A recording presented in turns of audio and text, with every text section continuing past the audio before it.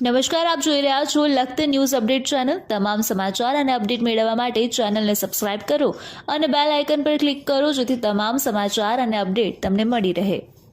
સુરનગર જિલ્લાના જનસાણી ગામના પાટિયા પાસે આશરે 70 લાખની લૂંટના 4 આરોપીઓને સુરનગર એલસીબી એસઓજી પોલીસ દ્વારા ગણતરીની કલાકોમાં ઝડપી પાડવામાં આવ્યા। આરોપીઓ ચાંદીના પાર્સલ લઈ જતી ગાડી ભટકાડી પિસ્તોલની અણી આશરે 70 લાખની લૂંટ ચલાવી હતી। આ અંગે મળતી માહિતી મુજબ અમદાવાદથી રાજકોટ ચાંદી સહિતની જ્વેલરી લઈ જતી બંધ બોડીની બોલેરો કાર સાથે કાર ભટકાડી ડ્રાઈવરને ઊભી રાખવાની ફરજ પડી આશરે 10 જેટલા લૂંટારોએ બોલેરોમાં ભરેલ ચાંદી સહિતની જ્વેલરી લૂંટ ચલાવી ફરાર થઈ ગયા હતા।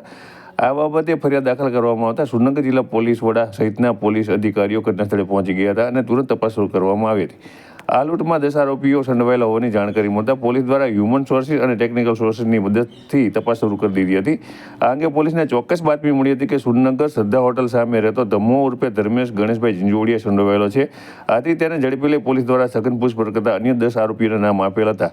તેમાંથી ફરેદ સુલેમાન મોમીન, મોહમ્મદ ઇમરાન, મોહમ્મદ અખ્તર સૈયદ, આરિફ મોહમ્મદ સોરા એમ 4 આરોપીઓને પિસ્તોલ, જીવતા કારતૂસ, ગુનામાં વપરાયેલ કાર સહિતની લૂંટ થયેલ ચાંદીની જ્વેલરી સાથે ઝડપી લેવામાં આવ્યા હતા। અન્ય 6 આરોપીઓના નામ ખુલતા તેમને ઝડપી પાડવા પોલીસ દ્વારા તપાસના ચક્રો ગતિમાન કરવામાં આવ્યા છે। આ ગુનાને ભેદને ઉકેલી નાખવામાં Surnagar police, Ahmedabad police, Vadodara police સહિતના સ્ટાફ દ્વારા ઉત્કૃષ્ટ કામગીરી કરવામાં આવતા પોલીસ દ્વારા 48 કલાકમાં 10માંથી 4 આરોપીઓને ઝડપી લેવામાં આવ્યા છે। બાકીના 10 આરોપીઓને ઝડપી લેવાની કાર્યવાહી શરૂ કરવામાં આવી છે।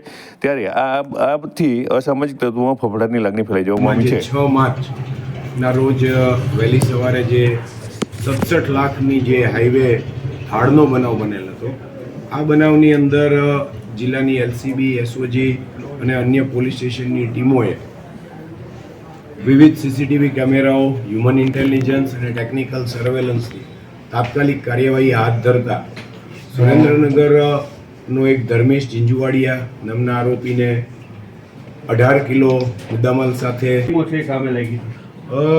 સુરેન્દ્રનગર જિલ્લાની લગભગ 8 ટીમો અમે LCB, SOG, parole furlough, PSI Panshina, Dhajala, Chuda, અમારી 8 ટીમો લાગેલી હતી।